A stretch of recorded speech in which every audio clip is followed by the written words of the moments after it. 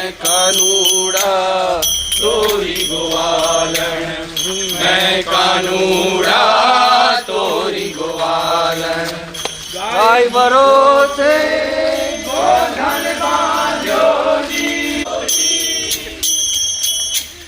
दोवानी हुआ जानी रे, वासु भरोसे छोकरा ने बांधा हो, वासु भरोसे छोकरा ने बांधा, बांधा से बहु ताणी रे, मैं कानूड़ा तोरी गोवालन, मैं कानूड़ा तोरी गोवालन, मैं कानूड़ा तोरी गोवालन हो, मैं कानूड़ा तोरी गोवालन। साड़ी दीदी दूध मारे जा पानी रे, मैं कानूड़ा तोरी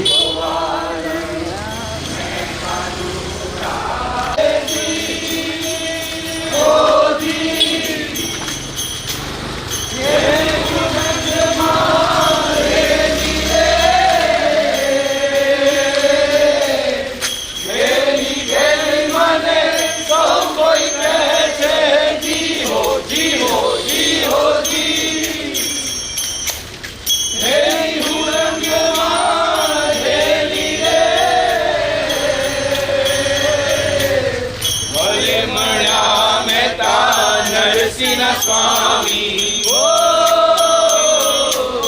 भले मणा मेहता नरसिंह स्वामी, पूरब पीर बंधाणी रे, मैं कानूड़ा तोरी गोवालन, मैं कानूड़ा तोरी गोवालन, मैं कानूड़ा तोरी गोवालन, तोरी गोवालन कानूड़ा तोरी गोवालन, मोरलिए ललचाणी रे, मैं कानूड़ा तोरी गोवालन, मैं कानूड़ा तोरी गोवालन, मैं कानूड़ा तोरी गोवालन। प्रार्थना करिए આપણો સિંગર દિવાંગ જલ્દી સાજો થઈ જાય અને ફરી ફટાફટ આપણને જોઈન કરે। પાર પડી ગાયક વગર બધા ટ્રેન થઈ ગયા છે એવું લાગે છે, આમ બધા આવે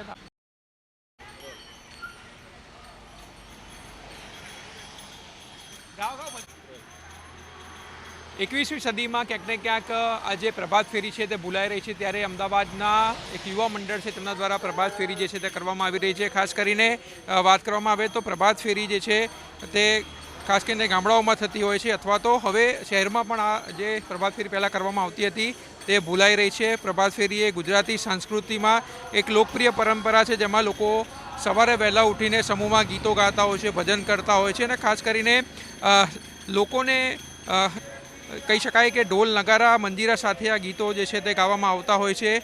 અને ખાસ કરીને નવરાત્રિ છે અને અનેક ઉત્સવોમાં ધાર્મિક સંસ્કૃતિના પ્રસંગો દરમિયાન જે વધુ જોવા જે છે તે મળતું હોય છે, ત્યારે અમદાવાદમાં પણ સેટેલાઇટ વિસ્તારમાં જે છે તે લોકો પ્રભાત ફેરી કરી રહ્યા છે અને ક્યાંક ને ક્યાંક એકતા લાવવાનો પ્રયાસ જે છે તે કરવામાં આવી રહ્યો છે। આપણી સાથે લોકો છે, એમની સાથે વાત કરશું। પ્રભાત ફેરી હવે ભૂલાઈ રહી છે, ત્યારે શું ઇનિશિયેટિવ છે અને કઈ રીતે આપણે ભજન કરીએ છીએ અને વહેલી સવારમાં ભક્તિમય માહોલ કરીએ?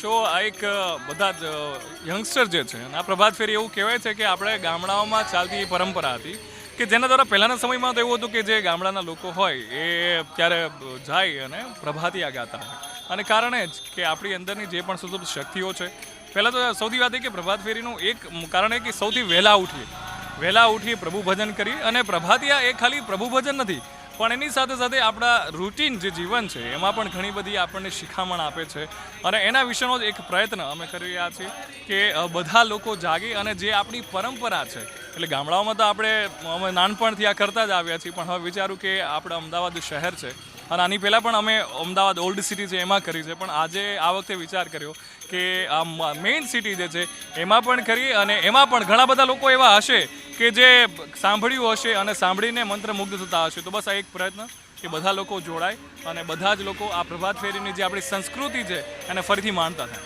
સંસ્કૃતિને માણતા થાય તેનો પ્રયાસ છે. કેવી એનર્જી રહે છે પ્રભાત ફેરી કરવાથી સમગ્ર દિવસ દરમિયાન? શું કહે એનર્જી જો આમ કહેવા જઈએ તો તમે જોઈ શકો છો કે કેટલી એનર્જી રહે છે. જ્યારે અમે શરૂ કર્યું ત્યારે અમે બહુ જ ઓછા લોકો સાથે, જ્યારે અમે પહેલી પ્રભાત ફેરી કરી ત્યારે અમે બહુ જ ઓછા લોકો સાથે શરૂ કરી હતી, પણ જેમ જેમ અમારી સાથે લોકો જોડાતા ગયા તેમ તેમ અમારો પણ ઉત્સાહ વધતો ગયો અને એમને એનર્જીમાં પણ વધારો અમારો થતો રહ્યો. ખાસ કરીને યુવાઓને તો ખ્યાલ જ નથી કે પ્રભાત ફેરી શું હોય છે. શું કહે? એટલે આ અમારી પ્રભાત ફેરી શરૂ કરવા પાછળનું કારણ જ હતું કે આપણે જે આપણી સંસ્કૃતિ જે હતી પહેલેથી, જેને આપણે ભૂલી રહ્યા છીએ, તો એને પાછી કોઈ પણ રીતે આપણે બેઠી કરી શકીએ. તો એના માટે અમે એક પ્રયાસ કર્યો હતો કે આપણે પ્રભાત ફેરી શરૂ કરીએ છીએ. પહેલાં ગામડાઓમાં થતી હતી અને હજી પણ ક્યાંક ક્યાંક થાય છે, તો અમે એ ટ્રાય કર્યો કે આપણે સિટી એરિયામાં એ શરૂ કરીએ. તો અમે પહેલાં પૂર્વ વિસ્તારમાં એ શરૂ કર્યું હતું, પણ જે રીતે આપણે આપણી સંસ્કૃતિમાં પાશ્ચાત્ય સંસ્કૃતિનું પ્રભાવ વધી રહ્યું છે, તો અમને થયું કે આ વખતે આપણે પશ્ચિમ તરફ પણ જઈએ. તો અમે આ વખતે નદીની આ તરફ, એટલે કે આ વસ્ત્રાપુર જે એરિયા છે ત્યાં અમે કરવાનું નક્કી કર્યું કે જેથી સિટીના લોકો કે સિટીના જે છોકરાઓ છે કે અમારી ઉંમરના જે છોકરાઓ છે એમને પણ ખબર પડે કે આપણી સંસ્કૃતિ શું હતી અને આપણે શું ગુમાવી રહ્યા છીએ. શું કેટલી એજ ગ્રુપના લોકો અહીંયા આવી રહ્યા છે? અહીંયા એજ ગ્રુપની વાત કરીએ તો 16 વર્ષથી લઈને 70 વર્ષ સુધીના બધા જ લોકો અહીંયા આવી રહ્યા છે.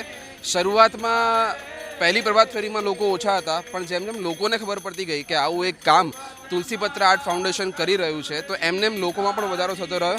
અને તમે પાછળ જેમ જોઈ શકો છો કે અમારી સાથે ઉંમરલાયક વ્યક્તિઓ કે જેમને ચાલવામાં થોડી તકલીફ પડી શકે, પણ એ લોકો પણ હોંશે હોંશે જોડાઈ રહ્યા છે અમારો ઉત્સાહ વધારવા માટે. ઉત્સાહ જે છે તે વધારવા માટે લોકો મોટી સંખ્યામાં જોડાઈ રહ્યા છે. કેવું લાગે છે માસી પ્રભાત ફેરીને જોડાઈ? સરસ લાગે છે. સવારે પ્રફુલ્લિત થઈ જાય છે. કેટલા વાગે ઉઠીને આવો છો? અમે 4:30 પોણા 5 છે. તો વહેલા સંખ્યા. કેવું લાગે છે પ્રભાત ફેરીમાં? ખૂબ જ આનંદ આવી રહ્યો છે. જે ગામડામાં જે રૂઢી ચાલી રહી છે, હાલ પણ અમારે ગામમાં દર 11 આવી રીતે નીકળે છે અને પ્રભાત ફેરીનો ખૂબ જ આનંદ લઈ રહ્યા છીએ. જે આપણી જૂની સંસ્કૃતિ છે, જૂની જે પેઢી ચલાવતી આવી રહી છે, એ આપણે જાળવી રાખવી જરૂરી છે. તો એ જ આશાએ બધા અમે પ્રભાત ફેરીએ નીકળી રહ્યા છીએ અને ખૂબ જ આનંદ લઈ રહ્યા છીએ. દાદા કેટલી ઉંમર છે અને કેવી મજા આવી આજે? 65 વર્ષ છે અને ખૂબ મજા આવી. સારા ગીતો હતા, પ્રભાતિયાને લગતા જ ગીતો હતા અને નરસિંહ મહેતાના પદો હતા. ખૂબ સુંદર રીતે રજૂ કરેલા હતા. કલાકારો પણ સરસ છે. સંસ્કૃતિ ભૂલાઈ રહી છે ત્યારે એને જીવંત કરવાનો પ્રયાસ થઈ રહ્યો છે. સંસ્કૃતિ માણસના લોહીમાં છે, એટલે સંસ્કૃતિ ભૂલાઈ નથી રહી. સંસ્કૃતિ એના બ્લડમાં જ છે.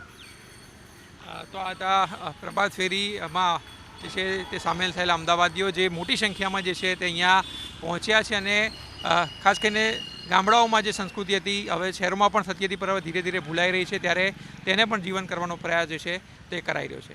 કેમેરામેન સુરેશ રાજપૂત સાથે આશુતોષ ઉપાધ્યાય, ન્યૂઝ કેપિટલ, અમદાવાદ.